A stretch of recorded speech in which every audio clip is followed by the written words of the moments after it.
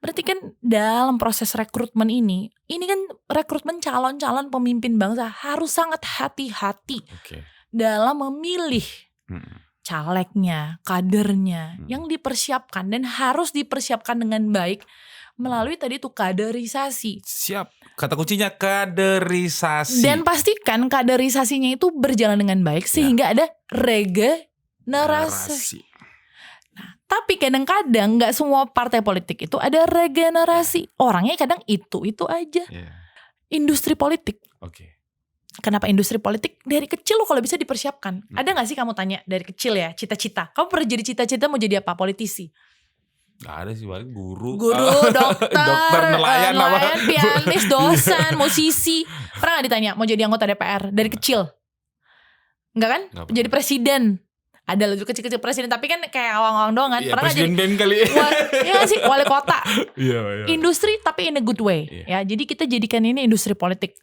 Ingin yang merajam secangkir kopi hitam, kombinasi sempurna untuk kita bercerita. Jangan tentang rasa, keadilan dan norma, cukup yang ringan-ringan saja. Oke, selamat datang lagi teman-teman kader virtual Nah Ini Media dimanapun Anda berada. Hari ini kita kembali lagi di diskusi politik ringan. Jadi teman-teman, hari ini kita sudah kedatangan tamu spesial. Jauh-jauh datang dari Tanah Bertuah. Asik. Tanah Bertuah. Kota Medan, yaitu dari Kak Meryl Saragih, tepuk tangan. Horas. Kalau salam di Sumut itu apa aja Kak? Kalau biasanya banyak. Kakak speech. Horas, jua-jua, ahoy, yahowu, tachahau, kulunuan. Ada Puja Kusuma soalnya. Putra Jawa, kelahiran Sumatera. Ya kan? Horas, jua-jua, ahoy, yahowu, tachahau, kulunuan. Kalau ada yang kurang mohon maaf. Ya, banyak. Salam keberagaman. Harus hafal ya kalau di sana. Iya, itu kayak kalimat awal lah gitu panjang. Supaya menghargai semua etnis, semua kelompok yang ada di sana. Kan? Yes. Oke, Kak Meryl ini sekarang menjabat sebagai anggota DPRD provinsi. Yes. Dari Partai PDI Perjuangan. Merdeka. jadi karena Kak Meryl adalah anggota DPRD dan dari Sumut, datang pakai baju hitam. Ini kamu gak pakai mana ini? Enggak, biar kelihatan kurus aja sih sebenarnya. Biar kelihatan kurus terus ntar lagi turun ke jalan. Enggak salah. Soalnya kemarin agak banyak ini, diksi berkabung biar begitu. Kelihatan kurus aja. Kan biar lebih bagus kalau di kamera. Angle-nya lebih bagus sebenarnya gitu. Sekaligus bentuk perlawanan. Enggak. Enggak, biar lebih slim gitu loh, tim. Kan di kamera lebih kurus gitu, kelihatan lebih kecil ya gak sih kan? Lebih. Jadi Kak Meryl ini sudah datang teman-teman jauh-jauh. Ada agenda apa di Jakarta Kak? Ada pesiar-pesiar? Kemarin ada rapat koordinasi di DPP terus ya, untuk persiapan pemenangan. Kita harus menang. Menang, sudah keluar nomor urutnya ya. Sudah, puji Tuhan. Diberikan kepercayaan. Boleh promosi gak? Boleh. Tanggal berapa sih ini kampanye? Kampanye itu boleh 28 November. Kemarin kan DCT tuh tanggal 3, pengumumannya tanggal 4. Puji Tuhan dapat nomor urut 1. Alhamdulillah. Puji Tuhan. Kak Meryl dapat nomor 1. Sumut 2. Dapil Provinsi Sumut 2 itu daerah pemilihan Kota Medan. Ada 10 kecamatan, 64 kelurahan. Tapi aku ini gini Kak, aku research gitu, Kak Meryl Saragih gitu. Secara background tuh kakak tuh cukup menarik karena kakak ini S1 S2 hukum. S1 S2 hukum, pernah staf dirjen ya? Kalau enggak, staf wakil menteri dulu, wakil menteri luar negeri dulu sempat. Oke. Dan masih sangat muda dalam konteks. Masih muda lah. Gen Z, gen milenial lah. Gen Z kan. Udah gak Gen Z lagi, udah gak paham sih gue enggak. Nanti mukanya sih masih Gen Z, masih bisa lah, masih bisa. Semangatnya masih Gen Z lah, masih bisa. Jadi pertama kali terpilih itu di usia berapa Kak? Aku tuh pertama kali terpilih tuh 2019 ya? Itu 2019 itu 29 tahun. 29 tahun. Iya, 28 kan 28. April tuh. Iya, tapi dilantiknya usia 29. Oke. Tapi salah satu yang termuda saat itu. Salah satu yang termuda. Jadi aku hitung bahkan ya kalau gak salah tuh kemarin tuh dari 100 tuh yang berusia di bawah 40 itu yang berusia di bawah 40 tahun itu ada 30 orang kalau gak salah. 30 orang. Yang di bawah 30 ada 10 orang. 10 orang. Kalau gak salah. Ini geng-geng apa ini? Geng-geng 20 ya sih. Iya, jadi lumayan banyak yang muda sih kalau di Sumut kemarin kan. Okay. Karena kan kayak nyalek-nyalek muda kan.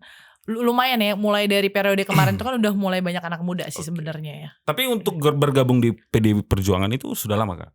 Di PDI Perjuangan sebenarnya kalau ngikutin ya, kebetulan kan Bapak dulu juga di PDI Perjuangan. Jadi Bapak dulu ketua partai di Sumut, memang gak bisa dipungkiri lah ya. Privilege itu ada, tapi ya karena lo pasti nanya tentang privilege gitu loh. Ya pasti ada, cuman kan gak semua orang bisa, tergantung gimana kamu menggunakan privilege itu. Nah kalau misalnya ke aku, dari kecil kalau aku tuh dari 98 kan Bapak itu ikut partai 98. 97 dia udah kayak ikut demo-demo lah kan, peristiwa reformasi. Ya 97 Kuda Tuli ya itu ikut lah. Bapak tuh di Medan Agresu segala macam tuh 97 98. Terus kantor pemenangan aku yang 2018-19 dulu itu tuh kantor Agresu pertama dulu, Agresu pokoknya yang Kuda Tuli dulu lah, di situ yang demo-demo tuh. Jadi aku dari kecil itu udah ngikut Bapak kampanye ke kampung-kampung. Dulu di daerah pemilihan Bapak kan Ciantar Simalungun.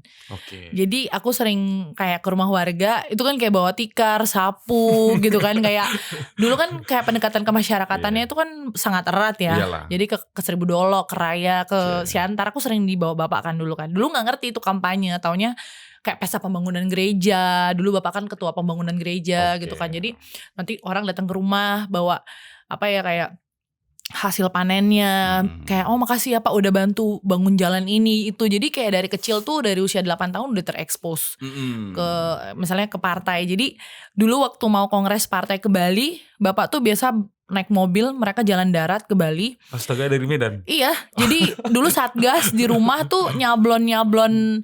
Jadi manual kan, gitu ya? Iya manual. Jadi kayak ada kayak aku nggak tahu ya, kanvas atau apa gitu dulu ya. Terus ada kayak cat dibalurin. Jadi aku suka pakai baju-baju aku gitu, aku kanvasin apa sablon banteng. Udah, jadi di rumah itu di halaman tuh bendera lah, kaos itu aku produksi gitu kan.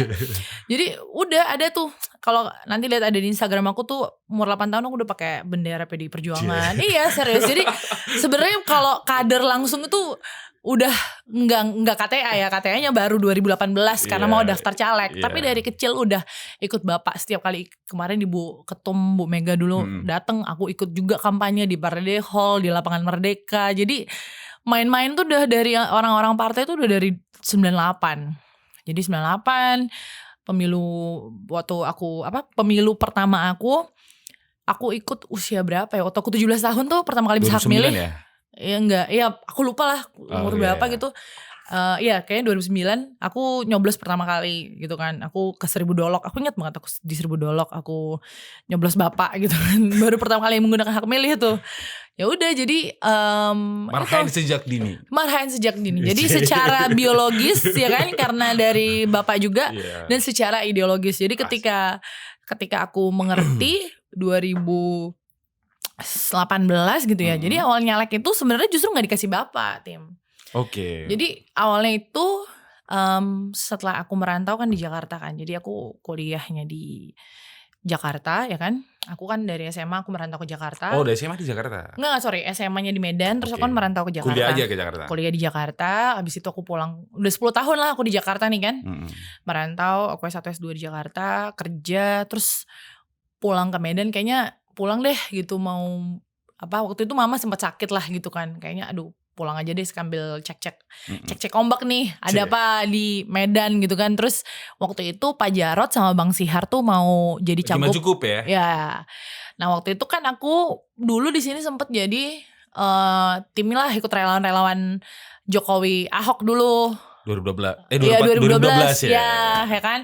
Jokowi Ahok Jarod. Jadi kayak itu kan kayak momentum banget ya. Kayak ada pemimpin yang merakyat gitu kan, yang kayak bener-bener kamu tuh bisa menggapai pemimpin kamu gitu. Beda kan kayak dulu kan berjarak banget kan. Tapi kalau enak tuh dulu misalnya mau ke kelurahan kecamatan kalau ada minta pungli atau kita laporin nih kan ada dilaporin sama gubernur ya kan bergerak kayak gitu kan seru nih kayak pemimpinnya tuh real dan nyata gitu kan. Jadi ketika waktu itu yang info pertama kali Bapak gitu kan ini kayaknya Pak Jarod nih sama Bang Sihar yang mau maju gitu kan, aku ngerasa kayak wah ini nih saatnya Sumatera Utara tuh punya pemimpin yang betul-betul tuh bisa memimpin masyarakat di Sumatera Utara gitu loh. Ada perubahan lah saatnya. Dengan cara yang berbeda gitu ya. Iya, dengan cara yang berbeda karena waktu itu aku masih di Jakarta, aku ngerasain di pemerintahan mereka ini bener-bener nyata yang balai kota dibuka, masyarakat bisa ngadu tiap hari.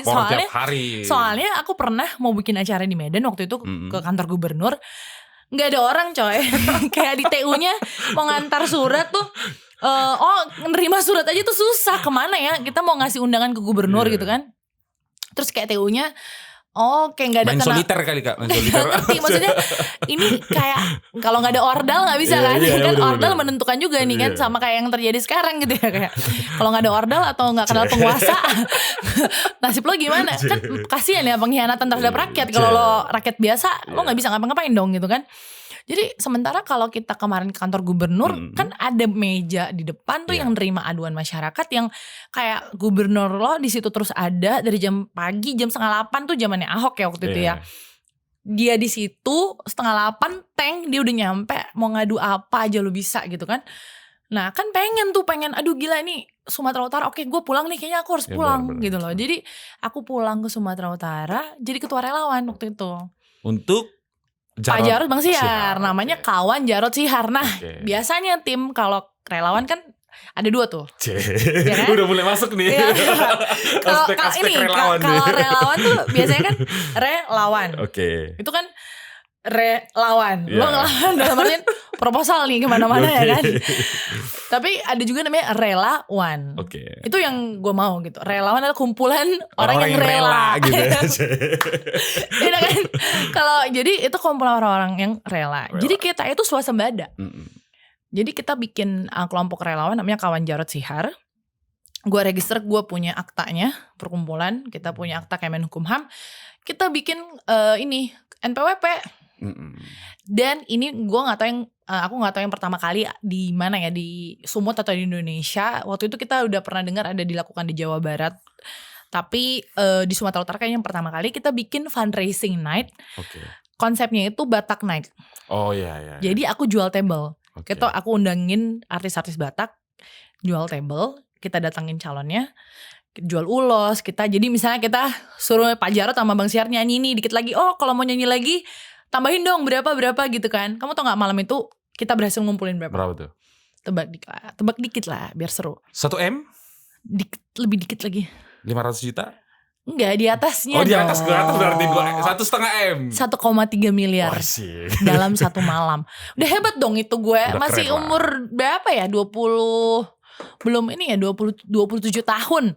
28 tahun itu kita siapin itu. Berarti konsepnya kayak acara Natal gitu ya. Jadi kayak misalnya kan kita ada 15 gitu ya? Kita ada 15 meja. Terus kalau yang meja paling depan tuh paling mahal dong.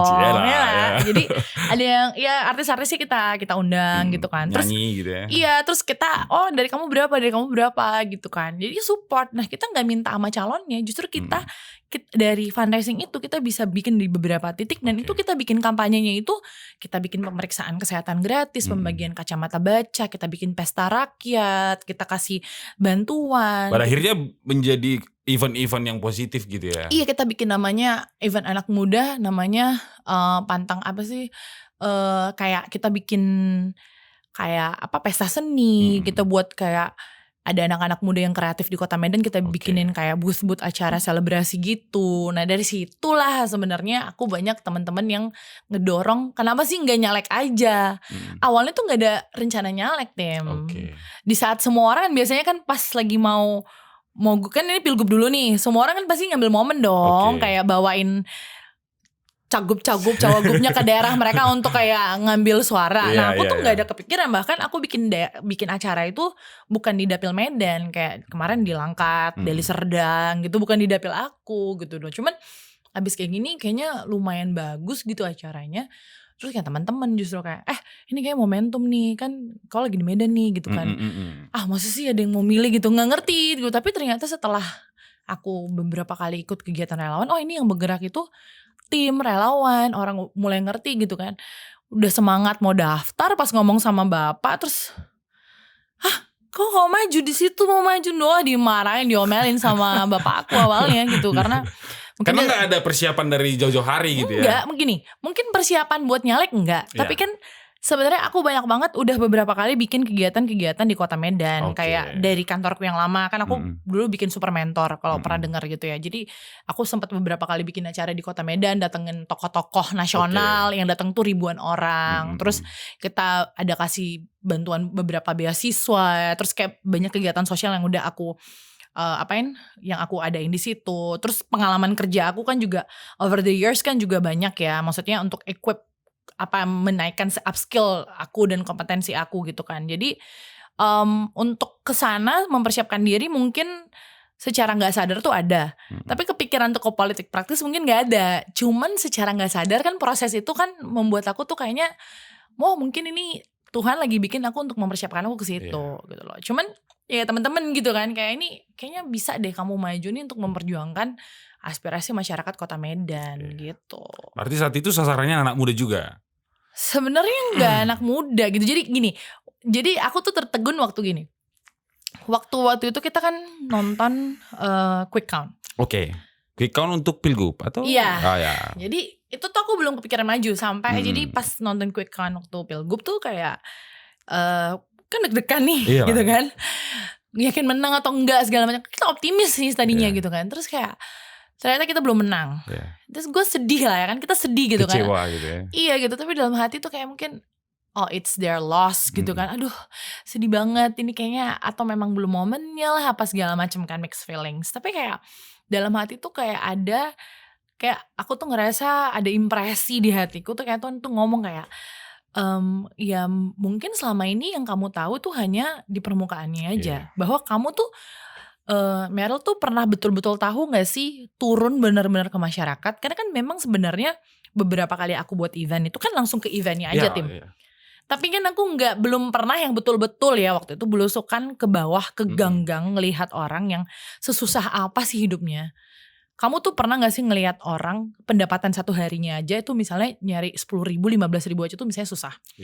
Yang pengen banget sekolah tapi gak punya anggaran, gak punya dana. Yang cekangnya nggak ada, susah gitu loh, mau istilahnya mau sanitasi semuanya, nggak ada steril, nggak bersih gitu kan. Sampai aku berpikir iya ya, gimana aku tahu dan gimana aku bisa bantu mereka kalau aku sendiri juga belum benar-benar tahu dan mempelajari itu gitu loh. Itu lebih dari sekedar hanya yang kayak mereka datang, mereka bilang mereka susah.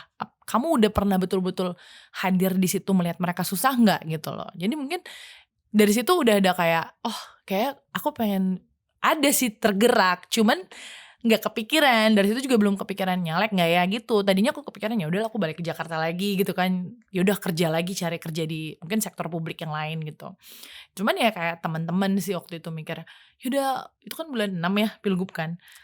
Jadi kalau nggak salah tuh pendaftaran caleg terakhir tuh bulan 6, bulan 7, bulan 9 tuh DCT. Jadi emang kayak aku daftar sendiri terakhir. Jadi sampai itu mau penetapan DCT itu bapakku tuh nggak tahu. Ya tahu lah ya dia ketua DPD memang, cuma maksudnya dia tuh kayak diemin aku kayak nggak adalah orang lain gitu yang mentor aku juga, yang pengurus juga yang kayak abis ini gimana ya bang, kamu ngurus ini. Aku ikutin semua proses, tapi tanpa kasih tahu dan nanya bapakku gitu, karena dia marah banget waktu itu sama aku karena kayak kok last minute banget lu gini-gini. Terus waktu itu dia juga waktu itu mau nyalek kan, masa gue nyalek, lu nyalek, masa saya nyalek, kamu nyalek, nanti kita satu spanduk, saya kan malu begini-begini gitu, ada gitu kan. Bapak anak gitu ya. Iya malu, dia malu gitu, akhirnya dia gak nyalek, aku yang nyalek gitu. Karena dia kan kalau tandem kan masa satu spanduk gitu kan, malu gitu. Kayak foto keluarga tuh. Iya gitu, kayak kan emangnya yang jadi gitu. Jadi yang bener tuh kan gitu sebenarnya ya, jangan keluarga. Poin penting. Tapi kakak di Komisi A itu tentang pemerintahan ya? Pemerintahan, hukum ya. Jadi aku kemarin riset juga bahwa saya adalah masyarakat Sumatera Utara yang memahami dan mengerti kondisi pemerintahan Sumatera Utara ya. Tadi sudah di-highlight sedikit ya. Apa tuh? Jadi di Indonesia ini kan apalagi Pak Jokowi ya. Pak Jokowi ini kan salah satu presiden bicara soal reformasi birokrasi. Tapi bagi saya reformasi birokrasi hari ini itu tidak berlangsung. Bahkan kemarin Menpan RB, siapa saya lupa, Pak Azwar Anas sampaikan bahwa banyak PNS hari ini tidak bekerja dan tidak bisa diberhentikan. Reformasi birokrasinya di situ saya melihat ada kecacatan di sana. Bahkan ketika saya dengar nanti akan kedatangan Kak Meril, waduh ini komisi apa nih? Saya mau ulas nih gitu ya soal pemerintahan. Konteks pemerintahan di Sumut ini kan sering orang melihat bahwa ya semua urusan menggunakan uang tunai. Sekarang udah pakai kris kok, pakai ini udah gak pakai tunai lagi. Iya sih. Nanti OTT lagi kan, sekarang atau pakai kripto kan nggak bisa kedeteksi, nggak bisa ke-track. Kalau pakai tunai nanti kamu ada CCTV loh di mana-mana. Tahuan.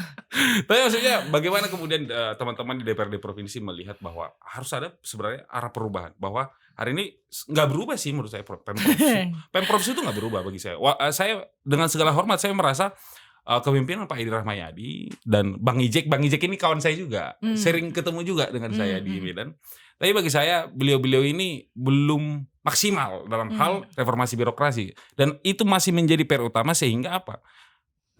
Pelayanan publik dalam konteks Sumatera Utara itu masih cukup buruk bagi saya. Dalam melihat ya masyarakat itu kan kayak tadi kakak datang, ya belum ada di situ pelayanan. Kadang Pak Edi dulu kan sering sidak nggak ada pegawai. Itu kan memalukan sekali. Dari konteks legislatif bagaimana Komisi A DPRD Prof Su melihat ini? Iya. Mentalitas sih ya menurut aku ya Tim ya. Mentalitas itu harus diubah. Jadi kamu sering gak sih dengar dulu kalau misalnya kita lagi ngobrol sama orang-orang tua zaman dulu, nggak tahu ya sekarang juga kayaknya masih banyak ya, kalau misalnya kamu udah mau kuliah atau masih anak kecil, kamu mau jadi apa? Udahlah jadi PNS aja, ya nggak sih? Kayak lo jadi PNS aja, iya kayak udah tenang hidupnya, aman-aman aja. Kenapa? Ya karena kamu mau salah atau enggak, mau kerja atau enggak, hidupnya udah tenang-tenang aja. Jadi mentalitasnya adalah kayak lu kalau mau tenang hidup, ada atau nggak ada kerjaan, karena kan kayak kamu nggak bisa dipecat yang kayak kamu bilang ribet kan mecatnya kan, nggak bisa. Jadi mentalitas dari awal aja. Jadi tolong ya kepada seluruh orang tua jangan nyuruh anaknya jadi PNS kalau tidak siap untuk melayani dengan memberikan sepenuh hati, bener nggak? Untuk melakukan pengabdian total terhadap masyarakat gitu loh. Jadi menurut aku sekarang kan udah banyak ya yang kayak lapangan pekerjaan yang lain yang bisa menghasilkan uang lebih banyak Bapak Ibu dengan cara yang lebih halal gitu ya. Nggak harus jadi PNS. Entrepreneur. Sekarang kan digitalisasi semuanya udah banyak banget gitu loh. Jadi maksud aku tuh kalau emang aku selalu sampein gitu ya, kalau misalnya kita setiap serap aspirasi atau misalnya setiap kali kita ada pertemuan dengan masyarakat, kalau emang kamu nggak punya hati untuk bisa melayani masyarakat, jangan jadi aparatur sipil negara. Ya kan? Karena kan gimana itu kan memang mereka untuk melayani dan mengabdi kepada masyarakat gitu loh. Jadi kalau mentalitasnya udah salah, jadi PNS supaya hidupnya tenang dan enak, kan udah salah gak sih? Karena kamu udah terpatri di otak kamu adalah karena mau kerja gak kerja, mau jam berapa aja, gak bisa dipecat men. Gajinya sama gitu. Gajinya sama, bener gak? Tidak ada KPI gitu ya. Kamu masuk gak masuk, kan urusannya kan harus ke Menpan RB kan, harus ada dari menteri kan. Ya siapa yang mau ngurus itu, ribet banget kali, lo kepala dinas harus ngurusin sampai ke sana berbulan-bulan kan. Ya udahlah biarin aja, paling lo gak naik kan. Nah ngurusin naik aja kan, gue sering banget diteleponin sama orang-orang gitu kan, Bu mau ngurus pindah dong ke sana kemarin. Ya elah kerjaan gue bukan pindah-pindahin orang, itu sering banget gitu loh. Kayak aku nggak ngerti ya apakah memang ini apa sih, kayak maksudnya kalau masuk akal atau misalnya gini, dia meritokrasinya jalan ya, misalnya sistem bener. Kamu udah sesuai kapasitas, sesuai dengan apa yang kamu perjuangkan, misalnya merit sistemnya kamu harusnya layak, misalnya pindah atau naik naik eselon gitu, tapi karena sesuatu hal kamu gak naik, aku akan perjuangkan karena kan kita ada meritokrasi. Tapi kalau misalnya kamu belum capable terus kamu minta dipindahin, itu kan saya menyalahgunain wewenang dong. Dan banyak banget orang yang mau minta pindah dengan alasan yang sama loh Tim. Berarti itu juga terjadi ke teman-teman kakak di Komisi A dong? Iya, alasannya pasti kalau gak orang tua sakit, ada yang sakit gitu. Maksudnya semua orang itu dengan alasan yang sama. Padahal ketika kamu menjadi ASN, kamu kan harus siap disempatin di mana aja. Benar. Jadi menurut aku tuh ini udah kabur dan salah mentalitas yang ini gitu loh. Jadi menurut aku selalu sering bilang gitu loh. Jadi kita harus perbaiki dari sekarang, ketika kamu mendaftarkan dari ASN, itu harus siap mengabdi dan siap ditempatin di mana aja. Kalau enggak, jangan. Dan ketika kamu sudah di situ, punya mentalitas itu untuk melayani masyarakat. ya kan? Dan memang harus ada reformasi birokrasi dan digitalisasi, ya nggak sih Tim? Ya, nggak masalah nggak ada orang di situ, tapi memang ya udah itu gimana caranya di replace dengan mesin mungkin dengan proses pelayanannya dikonversi begitu dikonversi. Nah tapi mereka ini kemana? Iya. Ya nggak? Lah kan nggak mungkin juga lo pecat juga kan, kalau dipecat di PHK terus ya itu kan harus itu tugasnya pemerintah gitu kan, itu kita harus kerjakan bersama gitu loh. Nah sama lah kayak kemarin kan, sebelum sekarang ada IKTP yang beneran IKTP, pakai IKTP tapi tetap minta fotokopi KTP kan, bener bingung juga. Ngurus apa fotokopi. Dan masalah administrasi yang sebenarnya udah elektronik, tapi lo tetap harus ribet ngurusnya kan, ribet gitu loh. Sama kayak menurut aku masalah kartu-kartu gitu ya. Mungkin maksudnya baik ya, dengan segala hormat kebijakan-kebijakan kartu ini dengan banyak. Tapi 5 tahun saya menjadi anggota DPR, permasalahannya selalu kartunya itu banyak banget. Isinya tuh kadang gak ada. Nah tapi masalahnya tumpang tindihnya adalah gini ya Tim ya. Masalahnya adalah kebanyakan yang ngurusin misalnya kartu nih, lihat saya PKH, KIP, KIS. Ini tuh kan program kementerian. Yang nanti ngurusin itu tuh dari kementeriannya langsung. Mereka tuh turun tidak koordinasi dengan Kepling, lurah, camat. Nah sementara yang ngerti, yang tahu dan kenal situasi, penduduk di situ kan Keplingnya gitu dong, istilahnya yang paling unit terkecil pemerintah tuh kan Keplingnya dong. Lah dia orang kementerian kan gak kenal sama masyarakat di situ kan. Nah terus kan masyarakatnya kan marahnya pasti ke Kepling dong. Dia kan gak kenal juga sama kementerian. udah serba salah komunikasi nih. Lah iya bener dong. Koordinasi enggak. Disitulah apakah ada permainan sehingga udah ada coupling. Nah itu perlu dibahas. Kayaknya gue oke nih untuk nanti segmen berikutnya kan harus kita bahas gitu. Itu apakah apakah ada unsur politiknya di situ antara pusat dan daerah ini gitu loh, sehingga tidak konkret gitu loh. Tapi nanti 2024 maju lagi. Ya mudah-mudahan. Ya maju lagi. Tadi kan udah disampaikan nomor. Tapi saya kan tadi kan sebenarnya mancing aja teman-teman. Mancing soal pemerintahan. Karena saya rasa Kak Merilin agak masuk eksekutif ini. Ada rencana ke eksekutif Kak? Belum tahu nih mudah-mudahan kalau dipercaya, tergantung masyarakat kan. Gue mau belajar dari cara menjawab pemimpin-pemimpin kita yang diplomatis gitu ya kan. Tergantung masyarakat, tergantung partai dan tergantung masyarakat. Tapi bagiku sebenarnya nggak tahu ya, banyak diskusi yang kami lakukan soal bagaimana kemudian seorang pemimpin. Bagiku pemimpin itu harus berangkat dari soal keresahan. Bagiku. Jadi pemimpin itu adalah orang yang berangkat dari ini kenapa begini, ini kenapa begini, ini kenapa begini. Bukan berarti aku harus di situ. Karena aku punya uang, aku punya kuasa, aku punya jejaring. Lo punya kuasa, lo punya uang, lo punya keresahan. Menjadi pemimpin. Jadi bagiku diawali dengan keresahan. Apakah keresahan itu kakak sudah miliki? Wah banyak banget. Kalau kita aja kayaknya dari tadi di belakang udah resah mulu ya ngomongnya. Kita resah dengan keadaan negara yang sedang tidak baik-baik saja hari ini. Tadi aja ada beberapa keresahan yang udah kita bicarakan. Keresahan dan intimidasi yang sedang terjadi saat ini gitu ya. Banyak sekali keresahan. Dan lucunya menurut aku ya Tim, keresahan ini adalah keresahan yang harusnya kita bisa lawan bersama. Keresahan yang seharusnya tidak harus kita resahkan. Kalau aja kepastian hukum itu terjadi di Indonesia saat ini gitu. Bener gak sih? Bener. Gitu loh. Kalau tidak ada kesewenang-wenangan kekuasaan di Indonesia, seharusnya keresahan itu tidak perlu terjadi gitu loh. Jadi kayak di dapil aku ya, kita bicara Kota Medan aja gitu ya. Levelan itu tuh kayak levelan administratif aja. Itu banyak yang mengeluhkan. Sakit kepala gak sih lo? Maksud gue kayak administratif itu kan kayak digitalisasi dan komputerisasi yang kayaknya harusnya segampang itu gak sih? Gak perlu ada manusia juga sekarang kan, kayak tinggal input apa aja kan harusnya gampang kan. Tapi aplikasi apa kan banyak, form dia apa, link apa segala macam. Iya kan?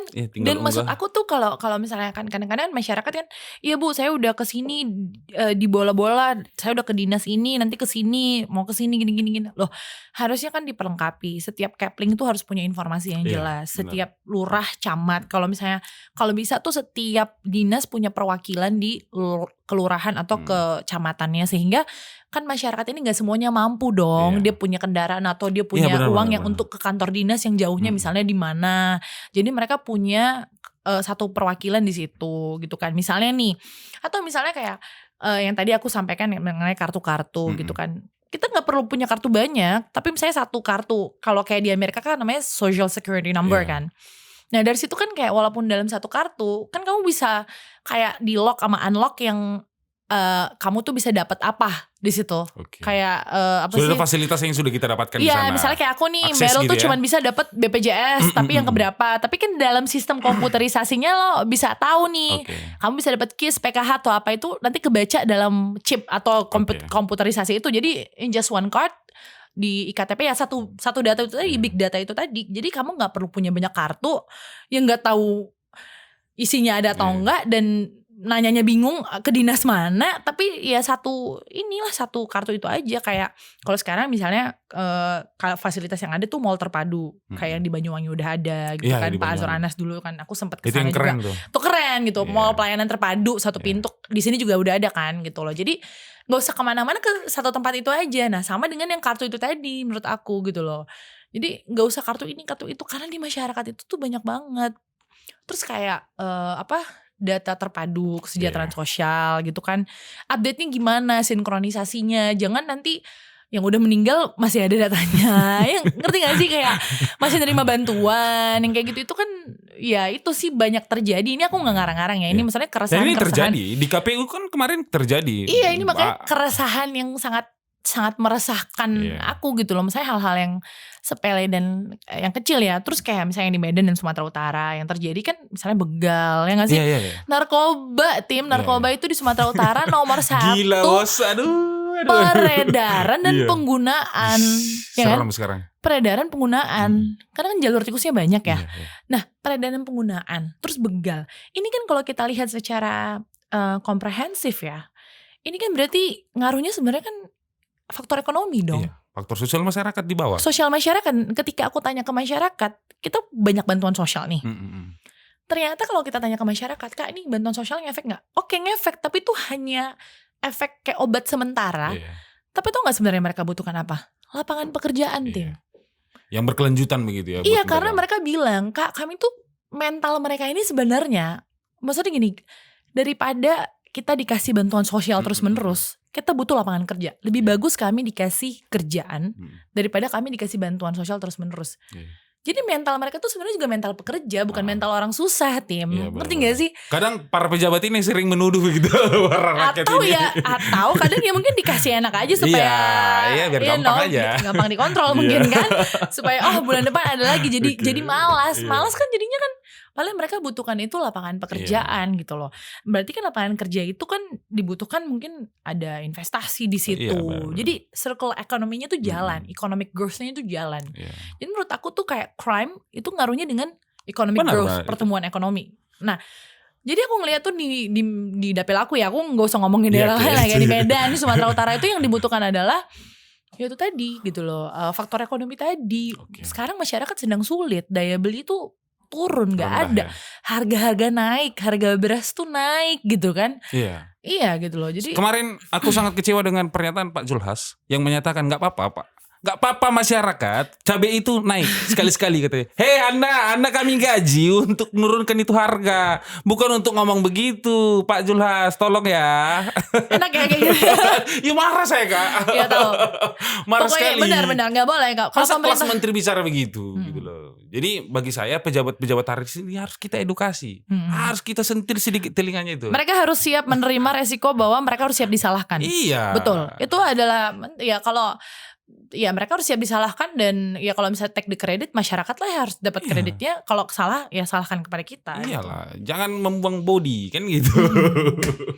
Jadi tadi sebenarnya itu yang menarik dari Sumut sebenarnya, soal konteks sosial masyarakat yang cukup masih sangat jauh lah, soal narkoba, begal dan segala macam. Ini kan konteks kriminal yang ditimbulkan dari masalah sosial masyarakat. Kan juga keresahan tadi yang kayak kamu bilang, ya tentang pekerjaan lah gitu. Bahkan sampai kemarin ada penembakan begal yang itu menjadi polemik karena Pak Bobi sampaikan begal ditembak saja. Kalau Pak polisi ketemu dan segala macam. Bahkan itu dipolemikkan oleh teman-teman dari teman-teman kontras gitu ya. Bahwa Pak Bobi sebenarnya kurang etik, nggak bermoral lah bicara begitu. Soalnya ini soal perlindungan HAM. Tapi bagi saya di Sumatera Utara itu teman-teman semuanya, apa ya? Tapi coba main ke Sumatera Utara deh biar kalian lihat. Kita sulit menceritakan. Kalau kau bisa bertahan di Sumut, kau bisa bertahan dimanapun di Indonesia ini. Makanya aku lihat kakak ini, aduh Tuhan, kakak ini udah cantik, S1 S2 hukum, S1 S2 hukum ya? Iya. Udah ini banyak. Ini lagi pegang ini supaya gak terbang ke atas ini tim. Lagi pegangan ya tim. DPRD Sumut dari Sumut 2 Kota Medan. Ini dinamikanya gimana kakak menghadapi? Kalau kata orang nih dapil neraka, dapil jenderal. Ya saya hanya mengandalkan, kalau orang kan backingnya banyak ya, backing saya sama Tuhan aja deh. Backing saya hanya rakyat dan Tuhan. Iya, gak usah takut kan, ada rakyat bersama kita ya. Emang iya itu aja, turun aja ke masyarakat. Dinamikanya ya luar biasa ya, apalagi sekarang juga ya dinamika politik yang terjadi. Kalau kita mengikuti perkembangan kan ya itu ya apa, kawan lama jadi lawan baru gitu kan dan lain sebagainya. Masuk orang itu. Tapi ya kalau saya fokusnya hanya ke ya yang ditugaskan kepada saya sebagai apa, kader partai, memenangkan partai dan memenangkan capres yang ditetapkan partai aja gitu aja. Oke. Jadi sebenarnya itu yang kupikirkan dari kemarin. Kenapa lah Kak Meryl ini bisa bertahan? Berarti ini mentalnya mental Medan juga ini kan. Oh iya, kita kan dilahirkan sebagai petarung. Perintis bukan pewaris. Cuaks. Soalnya udah dididik dari kecil di Siantar dan Simalungun. Jadi lebih keras lagi nih. Anak Medan kan. Anak Medan ini banteng di perantauan. Iya, banteng di perantauan. Tapi di sana itu kan kemudian kita bisa melihat realitas politik juga. Kan Medan ini terkenal dengan kota para ketua. Asal lewat kakak mungkin Kak Meryl ya kan. Ketua gitu ya. Ketua minta ketua amplop. Saya gitu. Ketawa aja. Pinjam 100. Iya. Iya gitu, tapi aku nggak pernah mau gitu sih, kayak aku nggak biasain ya. Jadi apa ya? Aku dulu tuh mulainya tuh karena saya juga bukan ketua ya gitu. Jadi beda ya. Jadi aku mulai untuk membuat sesuatu yang berbeda kali ya, tim dengan yang lain gitu loh. Dan memutuskan ini merupakan sesuatu yang memang nggak gampang juga gitu loh, karena aku, itu terbentuk ya, udah terbentuk sebelumnya. Jadi kakak datang tuh udah begitu. Emang gitu. Membawa memang seperti itu. Tapi kayak sekarang gitu ya. Nanti aku lagi ini aku baru pertama nih buka di ini nih gitu. Eksklusif hanya di pagi-pagi aja. Tentang conscious voters. Conscious voters itu adalah orang-orang yang memilih Meryl itu emang karena mereka secara sadar dan secara sayang, karena nanti kan memilihnya di hari kasih sayang ya. Memilih Meryl sebagai wakil mereka itu karena emang mereka kenal Meryl. Mereka ingat ketemu Meryl kapan, atau apa yang pernah Meryl bantu, atau mukanya pas datang gimana, keringetan nggak, capek nggak, rambutnya digerai atau diikat pakai baju apa. Dan ketika mereka ke TPS nyoblos tuh mereka consciously vote for me. Mereka secara sadar memilih Meryl bukan karena disuruh orang atau lihat di baliho aja atau dikasih duit atau money politik. Kan ada tuh pilih ini gitu, nggak mau gitu loh, karena Meryl mau ini jangka panjang gitu loh. Nah caranya gimana? Harus turun tim gitu loh. Jadi kalau mereka gak suka gini, misalnya kan berdasarkan survei kan, masih ada itu 60% yang suka money politik atau di-treat dengan uang gitu kan. Ya kan kita bisa cari 40%. Di daerah pemilihanku itu ada 700 ribuan DPT nih sekarang kan. Tahun lalu tuh 800 ribuan. Suara aku dulu tuh 21.601 suara. Kursi pertama, puji Tuhan. Aku selalu bilang sama tim, kita cari suara kan gak harus 700 ribu. Iyalah. Berarti misalnya 720 sekian ribu, 60%-nya. Berapa kursi gitu ya? Ya itu kan 7 kursi. Itu ada 7 kursi di situ. Berarti misalnya 720 sekian ribu, 60%-nya suka money politik. Berarti sekitar 400 ribuan. Ya kan 300 ribunya ini masih bisa disentuh dengan hati. Ini pasar kita nih gitu ya? Pasar kita di sini. Main di sini aja. Ya gak sih? Kita treat 300 ribu ini. Nah dari 300 ribu ini kan aku cuma perlu captive yang aku deketin. Berarti kan kalau suaraku 21 ribu, let's say itu dari dropan 20-30% dari yang udah aku sentuh. Berarti kan misalnya aku hanya perlu mungkin 30-40 ribu yang aku sentuh. Drop lah dia 30-40% margin error gitu kan. Suaraku 21 ribu. Ya udah cari aja 30-40 ribu, 50 ribu. Nah dari situ kan kita punya data nih. Yang mana pemilih PDI Perjuangan, yang mana ya kita sisir itu strategi kita lah gitu kan. Gitu. Jadi ya udah aku main di situ aja. Yang lain gak usah kita gak usah kita sisir, bener gak? Jadi main di situ dan ini Meryl turun tiap hari capek tim, tapi kan kita berkesan di hati mereka. Jadi mereka ceritain ke orang juga secara sadar, dia pernah bantu aku, dia datang kemarin begini loh, begini. Jadi kita pun tidak dibohongi dengan hasil pemilu itu gitu loh. Nah, jadi kan paling gak enak kan membohongi diri sendiri ya gitu loh. Jadi itu yang aku pengen gaungkan adalah saya selalu bilang saya pengen ini punyanya jangka panjang. Nah, itu. Dan itu nggak gampang dan nggak mudah. Tapi menurut aku karena kita anak muda, kita mau membawa pembaharuan dan perubahan dan kita bisa dan masih punya waktu tim gitu loh. Untuk bisa buat kayak gini. Ngeri kali yang kakak ini. Langsung tadi 300.000 pasar kita aja. Iya dong, main di situ. Tapi menurut kakak kos politik tinggi gak sih? Dalam konteks legislatif? Tergantung ya, menurut aku sih semakin banyak tergantung style, cara main. Iya, semakin banyak kamu, semakin lama dan semakin banyak kamu turun, semakin rendah kosnya, semakin durasinya semakin pendek dan semakin nggak ada kamu turun, semakin banyak. Nah banyak pun tapi kalau yang kamu targeting wrong audience gitu kan, audience yang salah ya masuk jurang juga. Ya kan, karena ya itulah. Kita harus jago-jago cari baca data juga, orang juga segala macam. Berarti relatif lah ya kos politik relatif ini. Dan maksud aku ilmu politik ini kan seni ya. Gitu. Jadi kita nggak bisa, bukan ilmu matematika yang 1 + 1 = 2 gitu loh. Gitu ya, bukan ilmu pasti sih menurut aku. Oke, dinamikanya banget. Jadi apa ya, menarik sebenarnya. Sumut ini dari dulu aku sebenarnya mau bahas Sumut itu Kak. Cuma ya baru kakak ini orang Sumut yang bisa kuwawancarai. Gimana? Mau apa lagi tentang Sumut ini? Nggak, soal aku yang terakhir soal Sumut ya. Nanti kita ke topik selanjutnya. Bagaimana soal budaya korupsi di Sumut Kak? Pungli korupsi. Kakak melihat itu. Kalau budaya menurut aku sih gimana ya? Budaya itu namanya budaya ya. Jadi kayak budaya ini kadang-kadang kan kalau nggak dilakuin jadi nggak enak sendiri kan. jadi di situ salahnya. Memang harus ada gini. Aku selalu bilang harus ada political will dari pemimpin. Political will. Nah masalah pemimpinnya berani nggak? Nah kadang-kadang kalaupun dia nggak berani, dia tutup mata. Menurut aku yang sekarang terjadi di Indonesia skala besar, nggak mungkin dong pemimpin kita nggak tahu. Cuman dia membiarkan aja. Supaya mungkin ada pada saatnya dia bisa mengeluarkan kartu truf itu. Ini sebenarnya agak bahaya ini, tapi gak apa-apa lah. Apa sih emang lagi ngomongin apa sih? Gak bahaya. Loh, enggak sih. Enggak, maksudku kan iya bahayanya ini adalah ketika kamu mungkin tahu tapi kamu diam kan juga salah dong. Iya, benar-benar. Mendiamkan sebuah kesalahan itu adalah sebuah kejahatan. Iya, tapi kan gak berani juga. Iya. Makanya harus ada political will gitu loh. Dan membangun sistem digitalisasi itu yang membuat transparansi akan semakin gampang dan mudah sebenarnya. Gitu loh. Jadi budayanya ini ya selama proses dan prosedurnya itu tidak digital dan transparan ya akan ada selalu celah dan ruang untuk itu. Berarti yang utama itu tools ya. Itu dulu yang kita bergerak ke arah tools dulu nih supaya ini kita bisa mengontrol bersama nih kan gitu. Iya menurut aku jadi sih. Jadi budaya itu kemudian bisa kita hilangkan dengan perlahan begitu ya.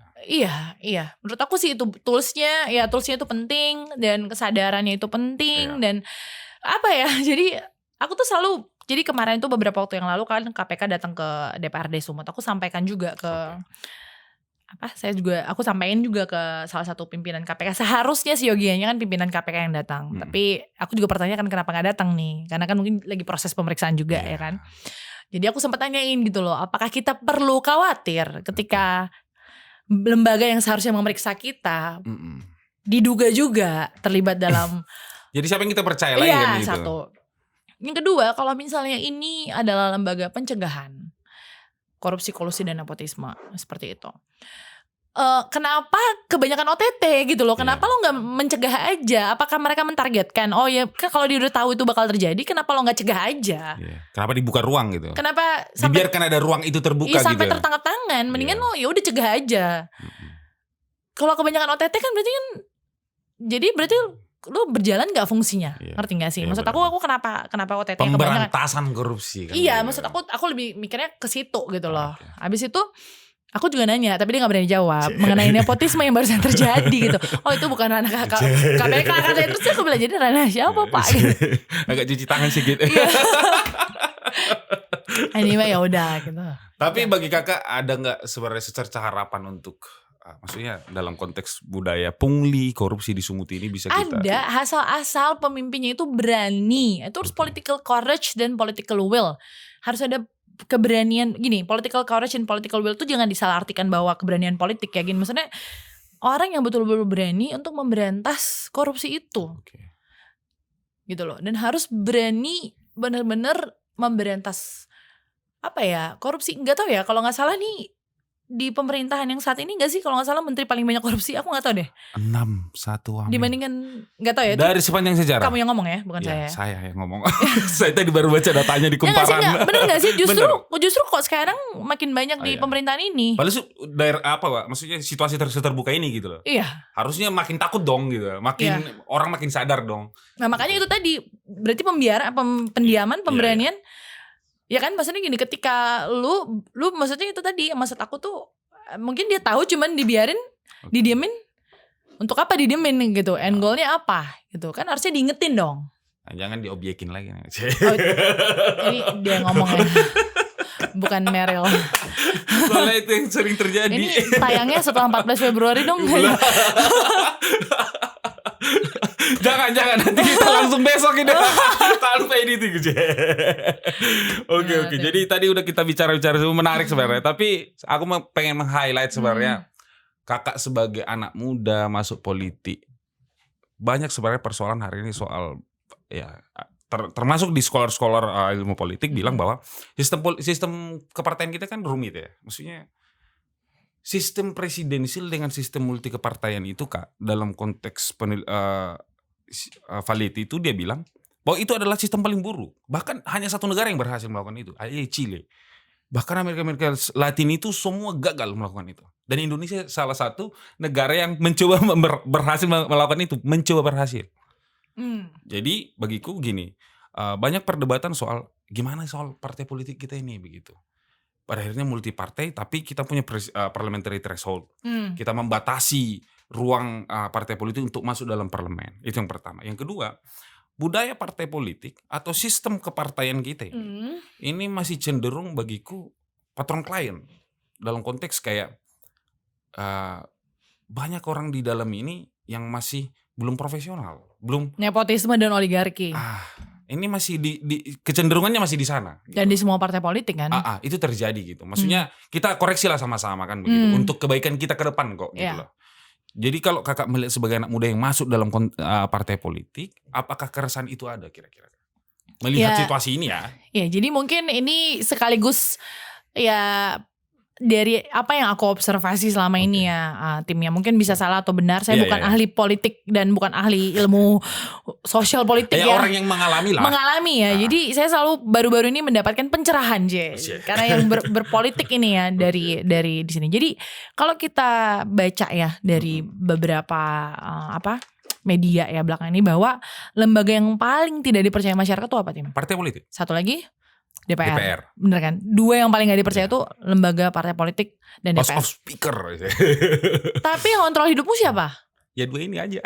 Kenapa? Coba ya logikanya. Misalnya Tim tadi kamu ini kayak kita ngobrol nih aja ya. Okay. Kita undang-undang. Misalnya kita kan kamu mau penyiaran dan semuanya kita kalau ngomong apa ada undang-undang ITE segala macam. Itu undang-undang itu dibuat apa? Siapa, Tim? Anggota DPR. Sama? Eksekutif dan partai politik. DPR sama presiden kan? Ya, eksekutif. Oke, DPR ini adalah produk dari politik. Partai politik. Politik kan? Nah, jadi DPR dengan presiden. Nah, DPR ini peserta pemilu saat ini itu adalah partai politik. Partai politik. Jadi peserta pemilu saat ini itu bukan Meryl, tapi partai politik yang di bawahnya itu anggota calegnya itu adalah Meryl ya kan?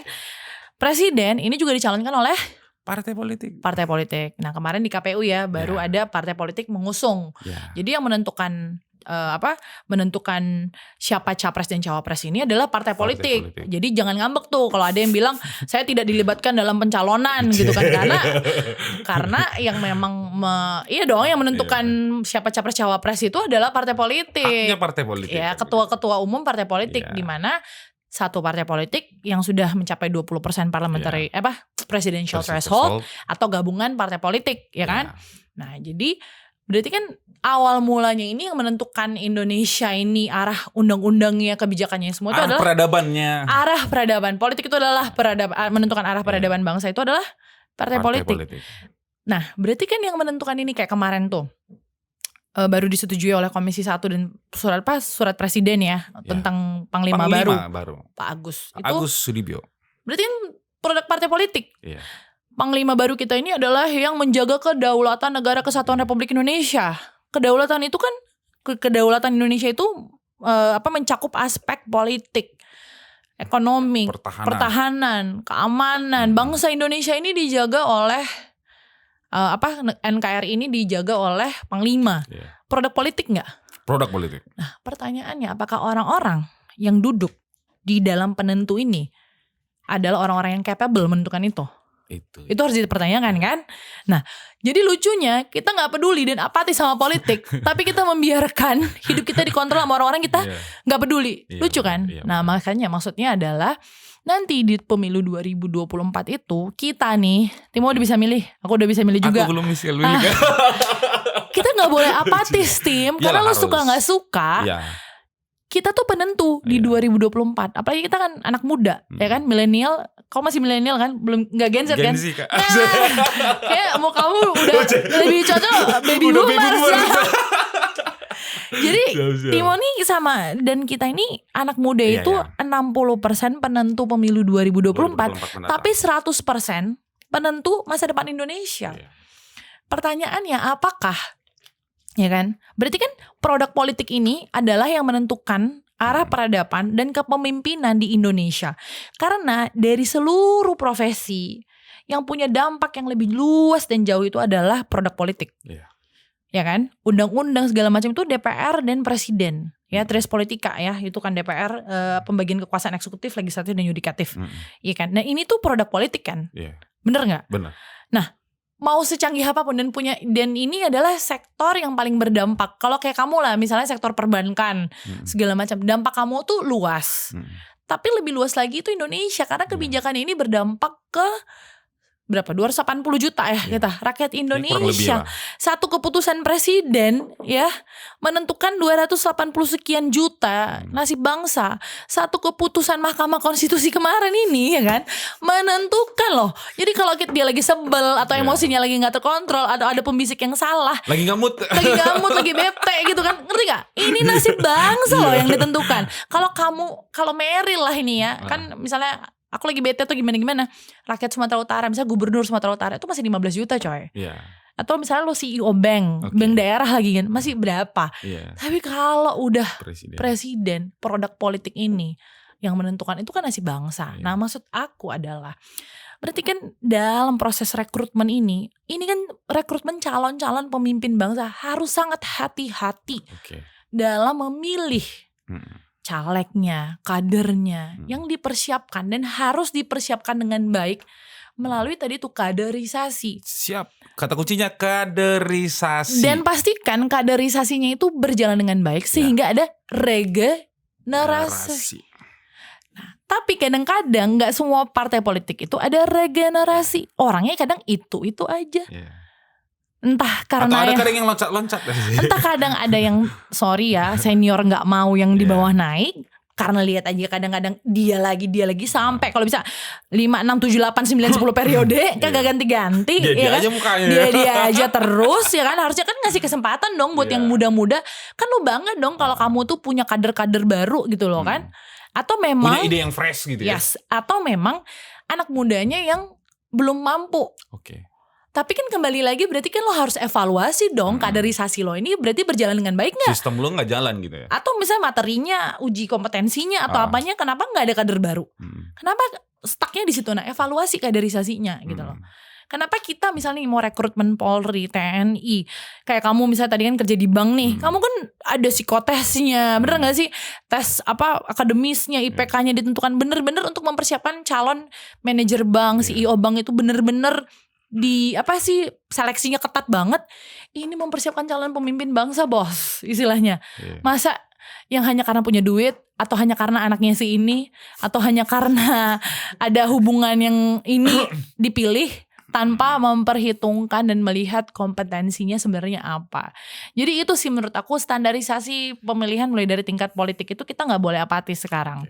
Kalau kamu punya mindset bahwa oh ini penting kita tahu nih, kita penting banget untuk peduli terhadap partai politik gitu loh. Jadi kayak tata kelola partai politik yang profesional gitu sih. Berarti harus terwujud reformasi partai politik di Indonesia. Iya, reformasi tata kelola partai politik.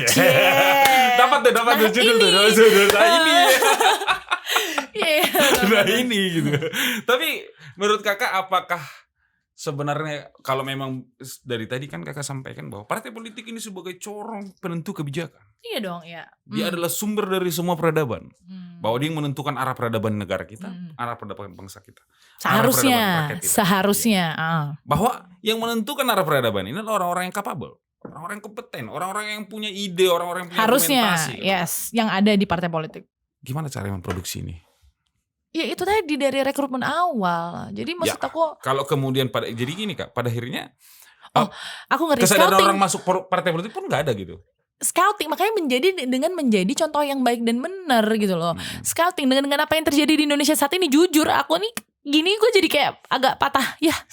Seseorang yang gue percaya kok begini akhirnya agak patah hati juga nih kadang-kadang. Patah sayap sedikit. Iya, pasti banyak orang-orang yang kayak aku nih kecewa. Oh, kita pikir ini bisa soft landing gitu kan. Akhirnya kita ada sosok yang sampai selesai kita bisa percaya. Ya ini yang kayak gini-gini yang bisa mematahkan kepercayaan rakyat gitu loh. Harus ada satu tokoh yang misalnya sampai selesai dia bisa betul-betul menunjukkan sebagai tokoh bangsa dan negarawan yang teladan gitu ya. Teladan, harus jadi teladan di situ emang. Dan jadi teladan itu kan gak gampang gitu loh. Tim gitu loh. Jadi menurut aku gimana caranya adalah ya scouting gitu. Dan ini kata kuncinya sebenarnya satu lagi. Aku baru kepikiran industri politik. Oke. Kenapa industri politik? Dari kecil lo kalau bisa dipersiapkan. Ada gak sih kamu tanya dari kecil ya cita-cita? Kamu pernah jadi cita-cita mau jadi apa? Politisi? Gak ada sih, paling guru, dokter, nelayan, pianis, dosen, musisi. Pernah gak ditanya mau jadi anggota DPR dari kecil? Enggak kan? Gak jadi presiden. Ada loh kecil-kecil presiden, tapi kan kayak awang-awang doang kan. Iya, pernah presiden jadi kali. Iya gak sih, wali kota. Iya. Industri tapi in a good way. Ya, jadi kita jadikan ini industri politik. Kayak di luar negeri, bola. Itu kan industri. Kita kenapa bola di Indonesia ini ya belum oke lah ya, gue gak ngerti bola ya, tapi ya kok sampai narik mic gini ya misalnya saya kayak agak ini bola ini. Iya, gue cuma tahu nih masalahnya di sini kadang-kadang skor si setting gitu kan, gue gak ngerti. Jadi maksud aku tuh apa sih kayak misalnya industri kenapa? Dari kecil, dari sana tuh mereka udah dipersiapkan. Kalau mau jadi atlet, sekolah dari kecil. Abis itu mereka dimasukin liga dari mulai kecil, antar kampung sampai daerah. Pertandingan dibikin, ya kan? Hadiah disiapin, penonton ada, merchandise sampai dari hulu ke hilir tuh ada. Nah, industri politik, kenapa kita nggak siapin anak dari kecil dengan value yang benar, dengan misalnya pembelajaran yang betul, kurikulum yang benar. Dan gini, industri. Aku tuh belajar dari K-pop. Bener, K-pop ini penonton K-pop. Enggak, aku itu ya Tim, aku tuh nggak suka K-pop. Cuman karena semenjak Blackpink konser di GBK, kan aku bingung ya, sampai ponakan sampai semua orang tuh nonton Blackpink, yang cowok-cowok juga ada apa dengan Blackpink. Jadi aku nonton dokumenternya di Netflix. Jadi aku nonton dalam 1 jam, aku belajar banyak banget. Ternyata aku lupa ya apa nama entertainmentnya ini. Jadi dia tuh benar-benar scouting keliling dunia, cari orang, audisi sampai keliling dunia. Sampai dari itu sebenarnya tadinya mereka 9 Blackpink. Di audisi si Jennie, si Rose, si Lisa sama si Jisoo. Jadi dari berapa tuh mereka digembleng latihan dari 4 tahun ke 5 tahun. Sampai dari 4 mereka launching, dipersiapkan. Jadi mereka bilang nih 5-6 tahun mereka latihan, dipersiapkan untuk punya karir sepanjang 10 tahun. Ada pengembangan di sana gitu. Dan saya Jisoo ini dipersiapkan untuk orang yang face, si Lisa yang nari, si Jennie yang rapper, ada talent masing-masing gitu ya. Rosie, dan mereka disatuin. Keren, dan mereka siapin industrinya. Nah, talentnya nggak keluar duit. Yang nyari duit entertainernya. Mereka yang cari marketnya, publishernya siapa? Aku langsung mikir, ini bisa dijadiin di dunia politik. Kamu kan selalu nanya anak muda, Kak, terhalangnya apa? Uang gak? Money. Tapi ada gak sih kamu pernah lihat orang, gue politisi, saya menggandeng orang, ini adalah anak-anak muda yang saya persiapkan dan saya percayai. saya akan siapin duit untuk mereka. Lo gak usah mikirin uang. Tapi lo perjuangin isu pertanian. Lo perjuangin isu climate change. Lo perjuangin isu pendidikan. Lo perjuangin isu ketenaga kerjaan. Pelajari. Dari mulai kecil kita udah scouting nih anak-anak muda nih. Misalnya dari BEM, kita lihat yang bersuara. Kalau aku nih, ini kita udah nih ya, kayak kemarin kita udah komunikasi nih sama si Melki ini kan. Aku udah komunikasi kan. Udah aku tarik deh ini kan. Kamu mau jadi apa nih? Dari sekarang kita harus dibina. Kamu suka perjuangin apa? Uang gak usah dipikirin dulu nih. Misalnya dia. Atau siapa dari Sumut nih. Tapi maunya juga Gen Z ini emang berjuang lah. Kadang-kadang kan Gen Z ini mut-mutan nih. Janganlah maunya tidur di hotel-hotel aja. Kadang-kadang ditangkap sama oknum-oknum tertentu, dikasih uang pembinaan diam, ya kan? Disuap sedikit. Kadang kita bingung gitu kayak. Padahal sebenarnya idealisme dan keistimewaan seorang anak muda adalah kebebasan mereka berbicara tanpa perlu takut diintimidasi. Kalau diintimidasi lu bicara, itu keistimewaan mereka gitu. Jadi maksud aku dari sekarang kita jadi industri politik dalam arti kita scouting. Sekarang semua orang yang punya potensi. Ya. Orang-orang yang berada di komisi nanti A, B, C, D 1 sampai 12 harus orang-orang yang berkompetensi dan punya hati di komisi itu. Kalau komisi kesehatan ya dokter lah di situ misalnya, atau orang-orang yang di industri kesehatan lah di situ, industri farmasi lah di situ, pendidikan ya pendidik lah di situ, ya kan? Lah kita yang punya, misalnya kita ada uangnya, kita mencarikan itu, tapi nggak boleh ada conflict of interest ya, bukan berarti gue bisa ngatur elu gitu dengan ini. Kayak aku nih, aku pengen banget nih siapa ya di Sumut ini, aku akan scouting nih kira-kira nih yang kira-kira kayaknya dia punya capable nih, punya value yang sama, punya nilai yang sama, punya prinsip yang sama, dan dia punya kapasitas yang sama. Oke, kamu main di isu perempuan ya, ini terus kamu perjuangkan. Kan tiba saatnya nanti dia akan menemukan jalannya. Mungkin dia sekarang gak punya duit nih. Kita akan bantu, kita kan bisa dudukin nih misalnya. Oke, ini adalah orang-orang yang udah kita scouting, kita percaya. Oke, kita kumpulin fundraising, misalnya gala dinner nih, ya gak sih, gala dinner, kita dudukin nih, gitu kan. Ini Meryl, mungkin teman-teman kita kalau ketemu orang yang baru nih nggak mau nih, kayak kamu nih anak-anak baru disuruh sponsoring nggak mau, tapi kan ada Meryl yang mungkin selama ini mereka udah bisa percaya, karena Meryl bekerja dengan baik, mereka percaya sama Meryl, mereka aku undang mau untuk ketemu Meryl, atau misalnya ketemu atasan aku yang lebih punya influence lebih gede.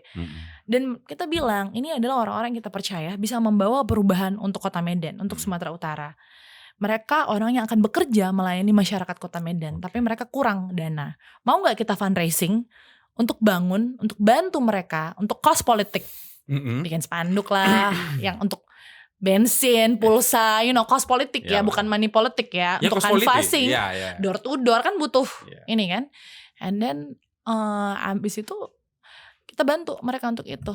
And then ya udah mereka akan menjadi champion atau pejuang-pejuang dan petarung-petarung yang akan bersuara tanpa punya beban untuk harus balikin modal, cari kerjaan, cari proyek, tapi terus memperjuangkan isu yang mereka percaya. Ya udah membantu untuk mensejahterakan rakyat. Kan keren tuh industri politik yang bener ya. Tapi itu kan harus ada proses yang lama gitu ya. Iya, ya kita mulai dari sekarang gitu maksud aku, Tim. Jadi maksudnya banyak kan narasi-narasi argumentasi di media sosial, di publik ini yang saya melihat, ya kita harus pro anak muda dong. Ya jangan asal anak muda sayang, anak muda yang kayak mana dulu kan begitu, anak muda yang sudah pernah tidur sama rakyat belum, yang pernah cium keringat rakyat belum. Yang sama ini kan lagi ada yang maju anak muda, ini anak muda atau anak kan beda ya, maksudnya kan dia anak siapa gitu kan, anak siapa yang masih muda beda. Identiknya anak apa ini kan? Anaknya siapa yang masih muda beda dong. Jadi bagi saya ya kayak Kak Meryl tadi saya sepakat sih. Jadi bahwa teman-teman yang sudah terlihat secara secara ketertarikannya dalam isu-isu sosial masyarakat di BEM, di mana di organisasi mahasiswa segala macam, mungkin teman-teman bisa memaksimalkan posisi itu di sana dan kemudian menunjukkan bahwa kalian bisa menyuarakan kegelisahan masyarakat. Jangan diam kayak sekarang, jangan diam dong, Mas BEM kan ini. Ada ini uang pembina hangout malam-malam. Kita kan nggak sanggup lah. Dulu kita agak kecewa Kak, dulu kita ini bukan menjelek-jelekkan kampus A ini ya. Tapi dulu saya di Brawijaya itu kan Kak, kita setiap hari di lorong-lorong kampus itu selalu berdiskusi. Kemarin ini dibikin satu jalur, jadi terdampak ekonomi nih masyarakat yang ini. Kayak gitu-gitu dulu kan. Dan aku gak pernah terima uang sepeser pun dari manapun. Aku kan di Trisakti ya dulu ya. tiap tahun Kampus turun ke reformasi. nggak pernah, nggak tahu ya kalau yang senior tak saya terima, tapi aku tiap turun ke jalan Nggak tuh nggak pernah nerima sepeser pun dan tidak pernah terima titipan apapun dari mana pun. Jadi saya cukup berbangga ya pernah menjadi aktivis. Melewati itu. Iya, pernah melewati itu dengan bener-bener tuh idealisme yang sangat tinggi dan bangga banget karena nggak ada yang pernah bisa intervensi dan beli gue Oke, terakhir nih Kak, saya cuma mau nanya yang lagi hangat-hangat dan lagi viral ini. Pilpres. Kakak kan sebagai petugas partai asik. Petugas partai. Petugas partai. Rakyat, Iya, ya. petugas rakyat kan begitu. Jadi Kakak ini kan anggota partai, anggota legislatif. Hari ini kita menemukan 3 calon presiden. Iya. Yang sudah keluar nomor urutnya. Nomor urut atau nomor apa sih? Nomor urut lah. Nomor urut ya. Nomor 1 Anies Baswedan, Muhaimin Iskandar, yang kedua Prabowo Subianto, Gibran Rakabuming Raka, yang ketiga adalah Ganjar Pranowo dan Mahfud MD. Ya. Kakak sudah pasti di Nomor 3 dong. Oke. Itu tanda-tanda alam itu. Hat-trick. Aku gak pengen jadi boleh. Menang. Aku gak pengen jadi boleh. Jadi gimana Kak? Sumut ini kemudian kan dianggap, Sumut itu biar teman-teman tahu adalah DPT untuk 2024 terbesar setelah di luar Pulau Jawa ya. Di luar Pulau Jawa sekitar 11 juta sekian untuk DPT Sumut. Dan ini akan menjadi gula bagi para Sumut. Ini akan menjadi gula bagi para calon-calon presiden ini. Ya. Bagaimana Kakak melihat peluang Ganjar dan Harus Mahfud? menang dong. 70% minimal. Kita sapu tuh Pantai Barat 99%. Kita harus bisa menyumbang minimal 1% suara nasional untuk di Sumatera Utara. Optimis lah. Optimis ya. Apa tantangannya kira-kira Kak? Ganjar Mahfud di Gak ada tantangan ya. Tantangannya masa harus dijelasin ada siapa. Tantangannya adalah ya kita kan gak perlu, ya kita tahu realita ya baru-baru ini kan. Kau juga baru pulang dari Sumut kan. Aku tanya sama kamu aja. Pencopotan. Enggak lah, tantanganmu apa kemarin? Oh ya adanya. Ya, kan Nanti kita off the record, tanya Kak. Takut para karena perempuan nanti jadi aja gosip-gosip. Nggak bahaya Bahaya ini. Diintimidasi juga kan ya. Kalau sama aku nggak berani langsung, mungkin dari orang. Kena sikat lah. Iya, jadi ada ya biasalah ya, kita kan yang kita hadapi mungkin ada intimidasi dan lain sebagainya, tapi nggak takut lah, kita udah kan nggak perlu gentar ada Ganjar, nggak perlu takut ada Mahfud. Kita tetap fokus ke pemenangan aja, yang paling penting kita harus memenangkan hati rakyat, dari hati ke hati, dari rumah ke rumah gitu ya.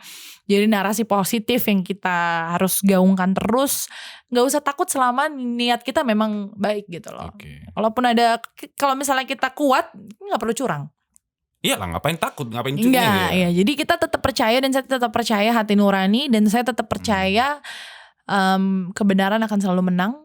Dan kalaupun ada yang berusaha dan mengupayakan ini dan itu, kan kita tetap punya Tuhan, dan Tuhan itu tidak tidur gitu ya. Jadi itu Gusti aja Gusti Ora Sare tetap berjuang untuk teman-teman semuanya. Kita nggak usah takut, tidak perlu gentar, kita harus tetap memenangkan PDI Perjuangan dan Ganjar Mahfud untuk Indonesia. Aku jadi kok ikut kampanye ya. Tadi karena ini aja, karena kedekatan. Aku terpengaruh sama kakak ini. Aku terikut terakhir aja. Jadi gitu teman-teman, terima kasih Kak Meryl. Makasih, sudah hadir, sehat-sehat selalu, you. sukses. Untuk 2-3 bulan ini tolong dijaga fisiknya, karena terima akan sangat kasih. capek. Iya, Sering-sering ya makan makanan sehat. Iya. Sebagai para semua caleg harus makan makanan sehat ya, supaya fit gitu. Terutama kesehatan mental ya, dan hati. Oke, baik, terima kasih Kak. Sukses terus, sampai berjumpa. Sampai berjumpa teman-teman dari virtual. Ingin yang merajam secangkir kopi hitam, kombinasi sempurna untuk kita bercerita. Jangan tentang rasa, keadilan dan norma, cukup yang ringan-ringan saja.